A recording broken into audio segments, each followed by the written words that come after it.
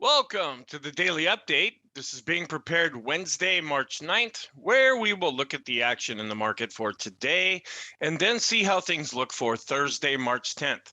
A lot going on. We had a really positive bounce on Wednesday. Now we have to try to figure out, is that a dead cat bounce? Because a lot of the areas that have been seeing weakness, those are the ones that got bought on Wednesday. And the other areas that have seen a lot of strength, they got sold off on Wednesday.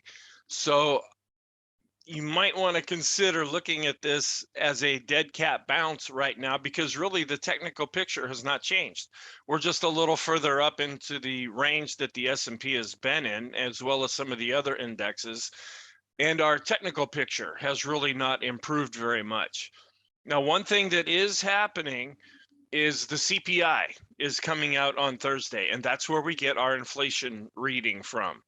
And depending on if it's a hot number, that could really send things lower. If it comes in line, the market could go either way. If it comes in weaker than expected, we might be able to see some strength out of that, because there's a real pessimism over the markets right now in the whole geopolitical situation and the economic concerns that most people are having.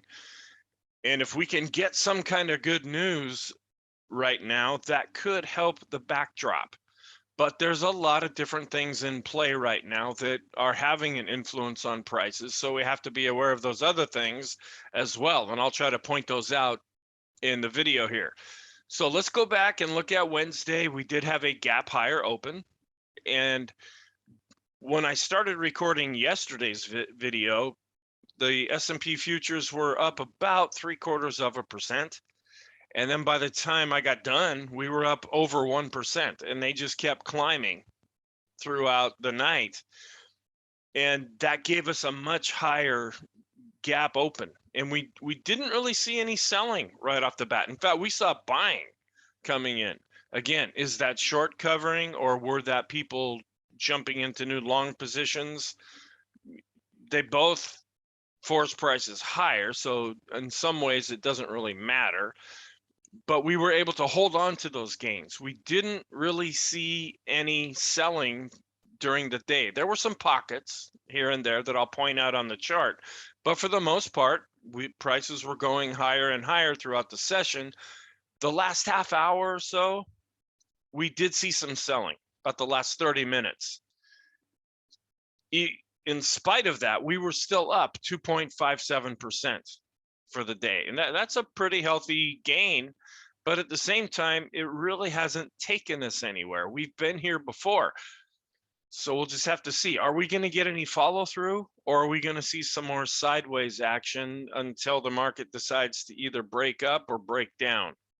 Volume was above average, and we are seeing pretty hefty volume right now. There's a lot of participation going on. The technicals continue to be negative overall, although with the bounce on Wednesday, we did see some improvement, but they haven't really crossed over positive. The short term, I'm saying, is more mixed to negative, where the intermediate term is still negative, comfortably negative. And the long term is really weakening as far as what we're seeing overall. And I'll have the charts to kind of back up what I'm saying here. We're still in earnings season right now. And then the big one, at least for Thursday session, will be inflation with the CPI coming out. And then that feeds right over into interest rates. And then, of course, all the geopolitical concerns. We have the whole Russia-Ukraine situation. We have so far, people seem to like the idea of boycotting Russian oil. But there's a lot of other things going on in the background that, once this euphoric feeling that we're trying to get back at Russia for what it's doing, once that dies away, then there's going to be some realities that set in that some people aren't going to like. Some people say, well, this is just the way it goes. And other people are like, I didn't really know this was what was going to happen. So, and it's a constantly changing situation. So what are some notes we can take from Wednesday? We're still in correction territory. We gained quite a bit on Wednesday, but we're still down from the all-time high, a little bit more than 10%. And the technicals do remain negative. We're still seeing an extreme fear reading with the CNN money fear and greed index. Prices continue to remain in that range. And we're still dealing with Russia and what's going on in Ukraine. And then there's some oil issues that I'll bring up a little bit. I have another slide right after this. Just I took some notes down on that. The economic reports didn't really seem to have much of an impact on Wednesday. The big one is going to be Thursday. The market continues to be overvalued and the trend is negative, and I'll show you that with the ADX. The bias is more mixed right now to actually slightly positive because we had an up day, but overall we haven't really moved all that much. But the momentum, that's a little like 2, 3, 4, 5 days, that still remains negative. Now, some notes that I just was looking, I tried to gather some things here together to talk about. We did see a drop in oil. I mean, when you shoot to the moon, there's got to come a point when people jump in and start taking profits.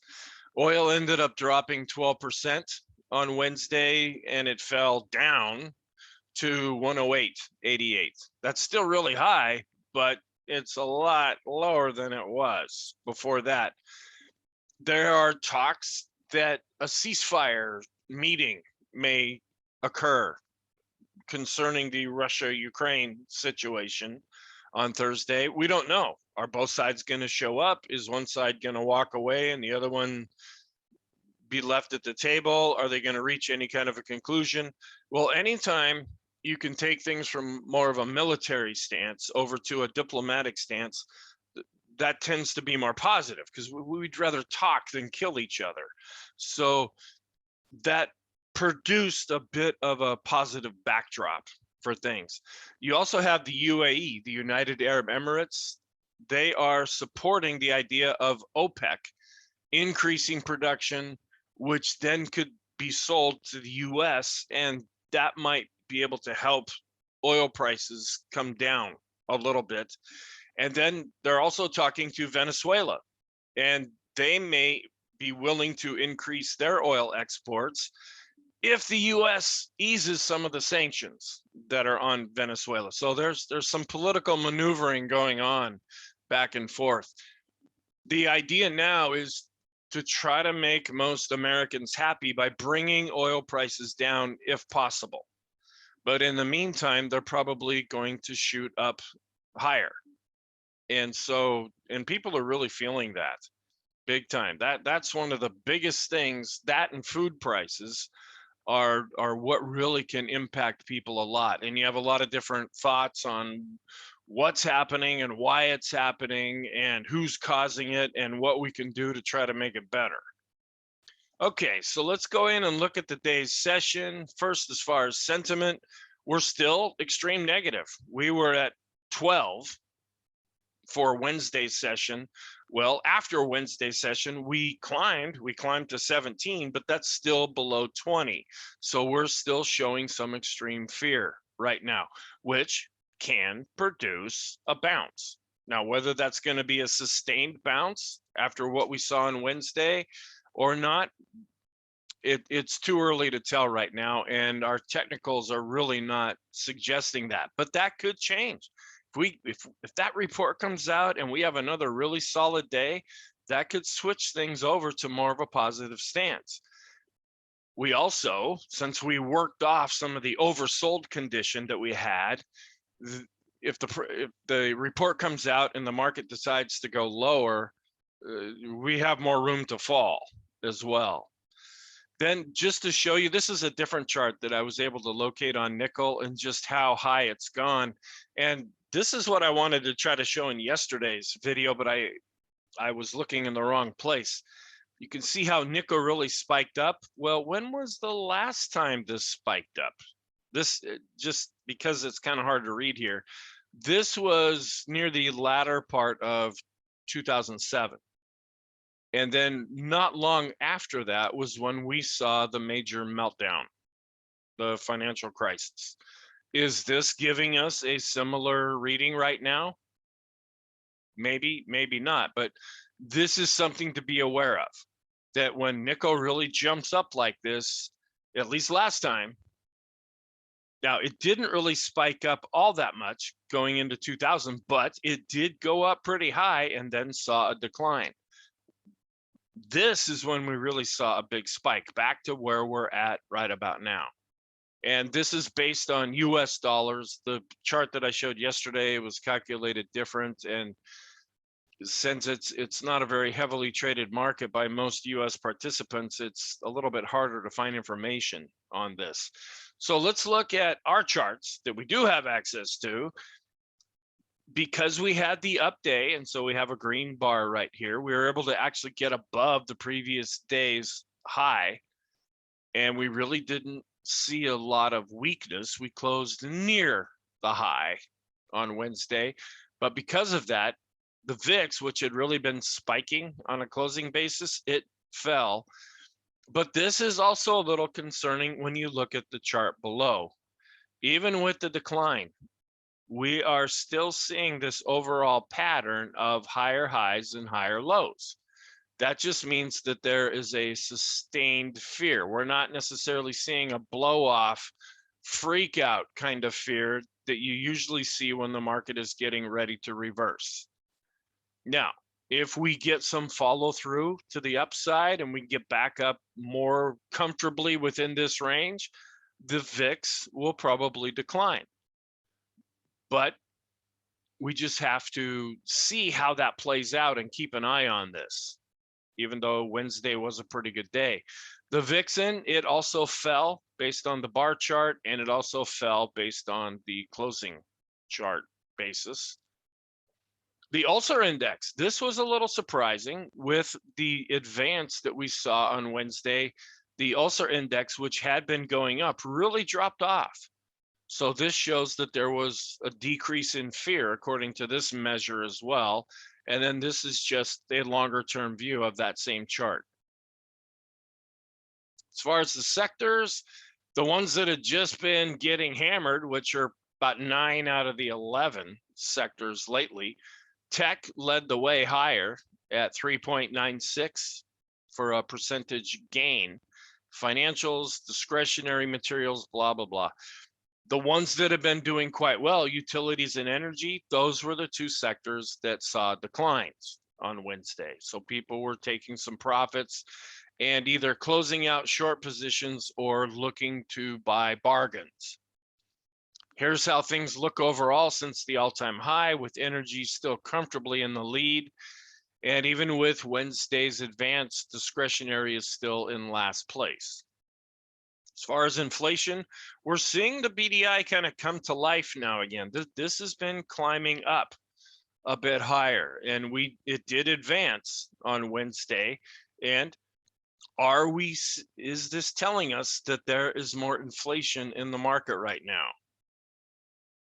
If we look at the next chart, the CRB, even though it declined over 5.5%, this has still been going parabolic overall as well, which also suggests that there is inflation in the market. As far as the Fed watch, we've switched a little bit now. Yesterday, we still had the no change to a quarter range on the chart. Well, now that's disappeared again. The quarter to half, it is almost at a 98% chance now that that is what's going to happen. The markets are still going to freak out when the announcement is made. And I've even played with the idea of going live when that happens. But if that's something that interests you, let me know and we can try to set something up for that to happen. I will be watching it closely and I'll have a lot of charts to show when that does happen. But it's like some people get caught by surprise even when they know it's going to happen. But what has come slightly back into the picture now, which had gone off the table, is the half to three quarters. Now expect this to change with the CPI coming out on Thursday, especially if it's a lot different than what the market thinks will happen. And then this just gives you the overall historical picture of what is going on. As far as our technical alerts, not as many today as we saw yesterday. The cyclicals, they had a 50-20, that's the death cross for the cyclicals. But then we had a lot of positive things. The S&P went above 4,200. Real estate had a BPI cross above 50, the NASDAQ. And you kind of have to, it's weird how you have to read this. 12.8, 12.9, 13,000, 13.1, then finally 13.2. The Dow was able to get back above 33,000. And then some of the other areas that had been more positive, they generated some negative technical signals where first oil went below 120, then 115, then 110. Gold, which has also been breaking out, it saw a real decline. I'm not seeing anything here. The dollar was down pretty hard. And just as I started recording, futures were pretty much mixed. Oil was back up and the dollar is back up and gold is up slightly, but that could change massively between the time I record this and when the market opens. Intraday here, over here for Wednesday, we ended at the low on Tuesday.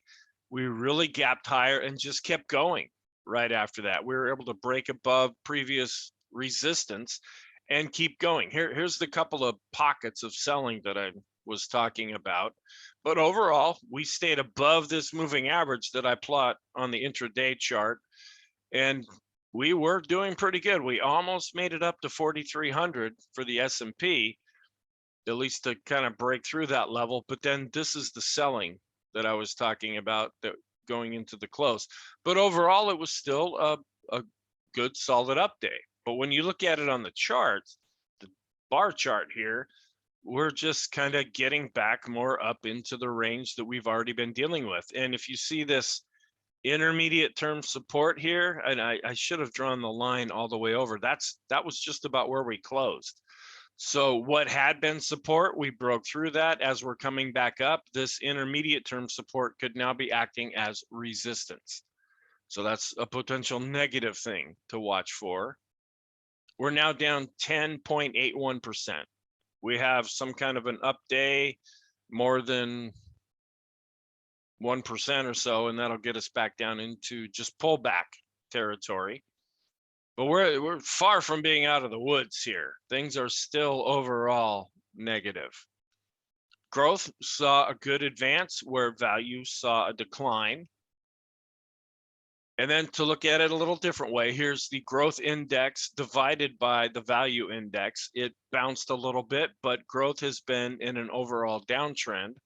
Then to take the exact opposite chart, where value has been seeing a pretty solid uptrend, even though it pulled back on Wednesday. NASDAQ 100 versus the S&P 500 did see a pretty good bounce.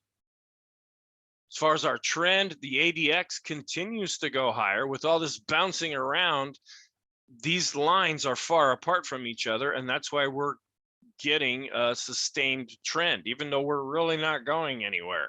That's why there's no indicator that's always perfect. This one is one that I rely on heavily, but it doesn't always tell us exactly the right thing to do at the right time. However, we are in a trend, and that trend continues to strengthen. We saw a decrease in selling pressure, but we saw more of a flat move when it came to buying power. But the overall trend is negative because the red line is on top, even though it did decline. The mass index, we're still kind of waiting back to see if anything happens. And every day that we get further away from this signal will become less and less relevant to our situation. So for now, I'm keeping it on here, but we might get to the point where this was just a signal that didn't tell us anything, but it still could. Another thing that's not really showing a lot of change is the Arun. We saw a decrease in selling pressure, but we also saw a decrease in buying power. Overall, you compare the two, and we continue to go sideways. And we've been doing that pretty much for most of the week now. No change on the decision point market scoreboard. Breadth. Strong up day, we saw a lot of positive volume and positive price action.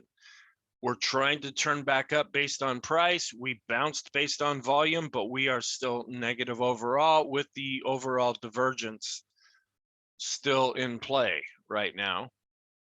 The advanced decline ratio, it bounced a little bit, but continues to be under 0. So it's still negative overall. This is one of the gems that we're kind of waiting to see if something can happen. Now, in yesterday's video, this was about the only positive thing we could pick out.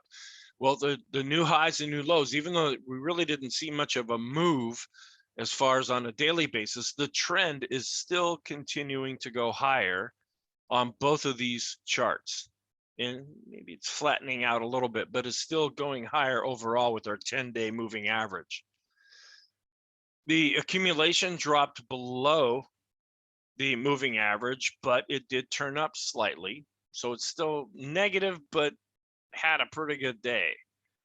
Short-term indicators were far away from the 20 moving averages. Our moving average study, we saw a bounce with the 20, 50, and 200. We're well below all of our other moving averages, and they continue to just roll over. As we look at this spaghetti chart, MACD turned up slightly, but continues to be negative. Short-term trading oscillator continues to show weakness. It didn't really pick up what happened on Wednesday. The McClellan oscillator did, and it is just ever so slightly positive. Stoke RSI with the advance, now we're above the 0.5 level and shooting higher, with still more room to go if we see some upside. The Williams percent R isn't quite as robust as far as what it's reading. It did advance, but we're still below 50. Force index, and this one's a little harder to read. It's right about here where I have my cursor. It had been way down here negative after Tuesday. Well, we're still negative, but it did show some improvement. And then I've been showing this chart because we've been just bouncing around like bumper cars. We had an extreme negative reading after Tuesday. Well, with the upward move, we have now seen more of an extreme positive reading. I wouldn't read too much into that, because even if we have another update, these things are constantly readjusting. So it's just something to be aware of, and I like to keep an eye on these things. Also, with the 5-period rate of change, we had an extreme negative reading and have now bounced up out of that range. Intermediate term, long ways away from the 50 moving averages. PMO continues to be negative pretty much across the board. Our PMO study showed some improvement with those that are rising PMOs inside the S&P, but those that are generating buy signals continue to decline, and those that are even positive, which means above 0, those continue to decline as well. So shorter term, that's why I'm giving it more of a mixed signal right now, where intermediate and long term, we're still looking more negative. BPI, this is slightly negative, even though it didn't move down all that much. It did decline on Wednesday. We did not see a lot of new point and figure signals being generated inside the S&P. Then here's just the longer term chart of the BPI. Rainbow, still have a long ways to go just to get back up to the bottom part of the rainbow as the top part continues to roll over. Stochastic, short term, this is more the mixed picture I'm talking about. They did advance on Wednesday, but intermediate and long term continue to decline. The summation index, it was pretty much flat, even though we had a slightly positive McClellan oscillator. But this could be something that's a little bit more positive. We can see this as a little bit positive because even though price continues to decline, we're starting to see a slight turn up based on volume. Sometimes this is a kind of a little bit of a leading factor that we're seeing, or a leading indicator. But we've seen these before only to have them not really follow through with anything. But this is slightly positive, is how I would look at this. Then our momentum oscillators, even though they've shown some improvement, they're still negative across the board, even after Wednesday's up move. Vortex saw a decrease in selling pressure, a tiny increase in buying power to almost flat, but that's up just a little bit. But since the red line's on top, that means that sellers are in control. The CCI, which I keep saying I'm going to pull off of here and then never do, it bounced up out of extreme negative territory. This is the CCI 14, as did the CCI 20. It also bounced up after giving an extreme negative reading. RSI not really helping us all that much now. It did advance, but it's still below 50 overall. The rate of change based on 50 periods, we're still down in extreme negative territory, but it did turn up slightly. The Sean trend meter, after coming back down into this extreme negative area, did turn back up slightly. Our different trading systems, the Elder system with the up day, the bar has now switched back to blue, which is neutral. And then yesterday, I messed this up for some reason. I get used to looking at all these different charts, but when the dots are above, that's negative. When the dots are below, that's positive. And even with the declines that we've been seeing lately, the SAR has still been overall positive. And that threw me because I see this downward movement here, and I think certainly this thing is going to generate a negative signal, but it didn't. It's probably basing things back on this low over here that we set a while back. So this continues to be positive overall, but I really like this system when we're trending, but man, look at the drawdowns. If you had somewhere gotten in here long, you would be underwater pretty severely and going through a lot of pretty bad emotions right now. Our different charts, the Heiken Aishi, Heiken Ashi, I always get that backwards, is showing a bit more of improvement. This is more of a doji bar right now, so that's a little bit better.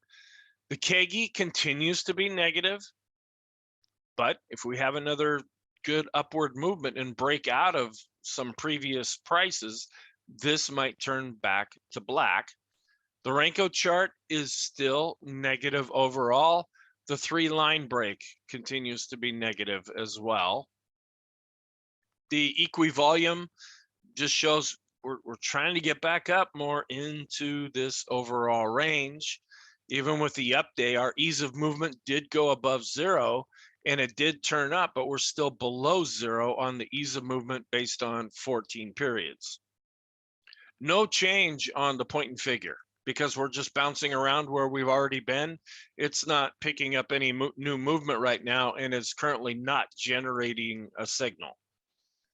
The Fibonacci retracement that we've been kind of following here, we had dropped down to the 61.8 area only to go back up to the 38.2. Then we dropped back down below 50. Well, now we're right at about the 50% retracement. Longer term charts.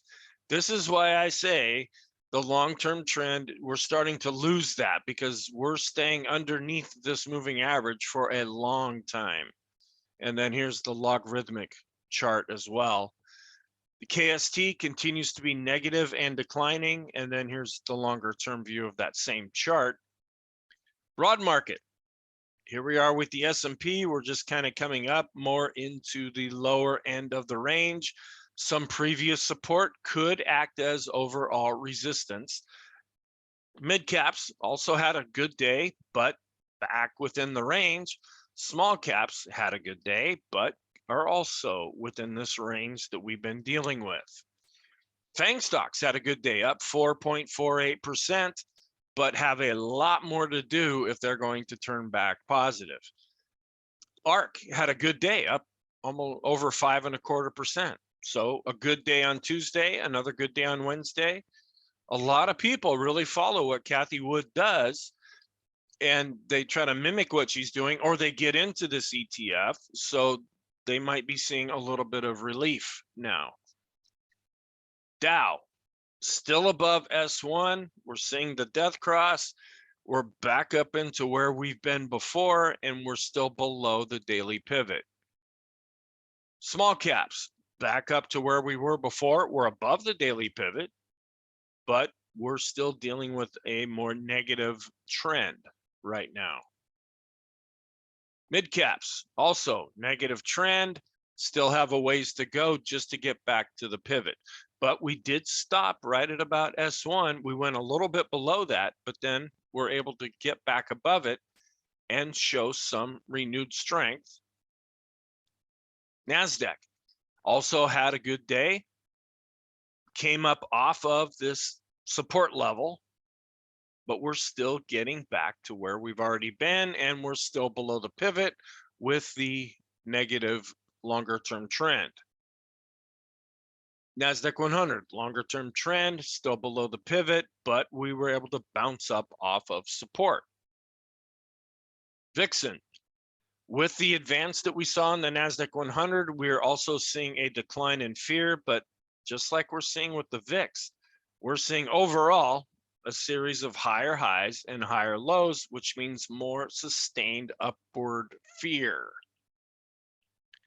NYSE got back more into the bottom part of the range, even with the advance.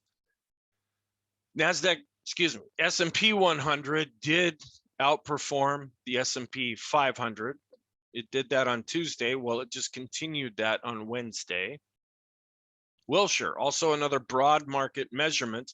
We're getting back up more into the lower part of the range. Internationally, still looking pretty negative worldwide.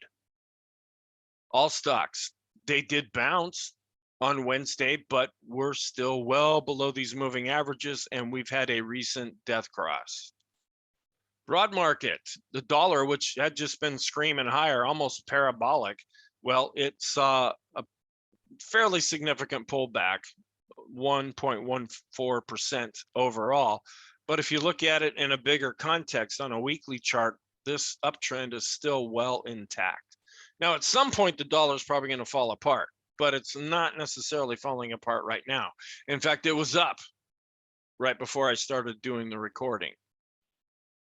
And then oil, this is the one. And I wanted to give a longer term chart here because this is when we really topped out back in 2008. And this, a lot of people attribute this to being the real catalyst that led to the overall financial crisis. Well, as we're going up higher, we're not back to those levels, but we might be on our way. When you see this straight upward movement like this, that was it. It would only stand to reason, especially when you're dealing with highly leveraged futures contracts where you're seeing some really nice profits and you might want to take those, if not even get into some short positions if you're really on the risk side of things. Gold, it actually declined. We're still seeing what could be a breakout, but we still have to get back the high point set during the COVID plunge, but it's back down now on the continuous contract, just slightly under 2,000. Here's the ETF where we see this going way up high and having a really good day. Well, it gapped lower and then ended up being down almost 3% on Wednesday. Then this is just a longer term view of that ETF going all the way back to when it started in 2004. And so this could be a breakout because there's a lot of uncertainty. Things are really inflationary. There's a lot of real fear right now. So that's why the gold chart is starting to look a lot more positive. Silver also saw a decline, but overall has been in a pretty good solid uptrend for the month of February, now going into March.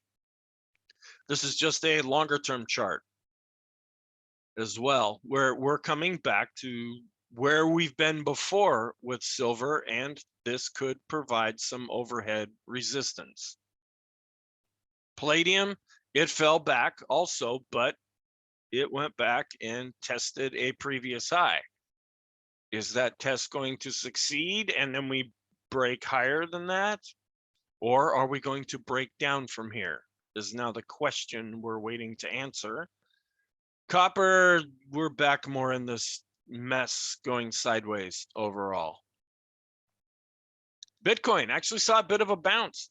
There's a lot of different things going on with Bitcoin now. Some different laws and executive orders and talk about laws being passed and such.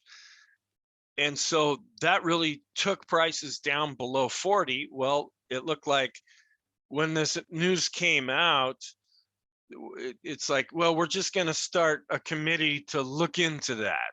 And so that gives Bitcoin a little bit more time. And we saw almost a 10% advance based on this chart. Now, as I started recording, we have since dropped under 40. Bonds, we're still seeing an overall decline headed down towards this dreaded red line.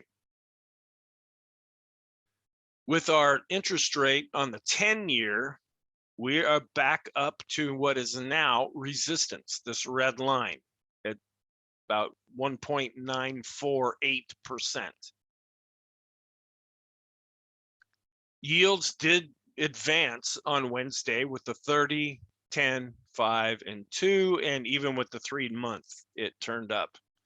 Internationally, this is all this gyrating around. This is what a lot of the uncertainty is causing. One day we're going one way, the next day we're going a different way. Well, currently now the German Bund is now back in positive territory, but this is a weekly chart, and if bond yields really go down, we could go back negative. Overall, based on price, our bonds continue, even with a slight upward movement, based on price, they continue to be in a solid downtrend. Corporate bonds also got hit on price pretty hard. Here is the latest yield that I could get. We're right at about 3.41%. And here is a longer term chart as well. Then another chart that I'm going to start including is the junk bond ETF. Now, if you want to be, I don't know, what do you call it? Marketly correct instead of politically correct. You refer to this as a high yield bond fund. Well, if you call them, these are bonds that have a low enough rating so they can potentially give you really high returns, but they're also very risky. And so in good times, you can make some good returns with this, and in bad times, you can really lose your shirt. Well, this tends to follow more of the sentiment when people are feeling more or less risky.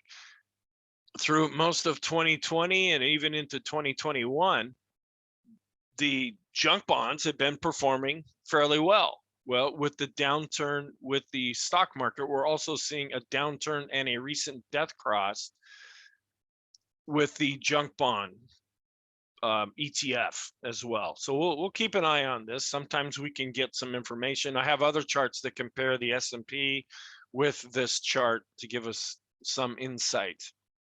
Relative studies. Gold, even though it fell and the S&P was up, we're still seeing an overall breakout. Energy versus the S&P, even though it declined a bit, we're still seeing energy just massively outperforming.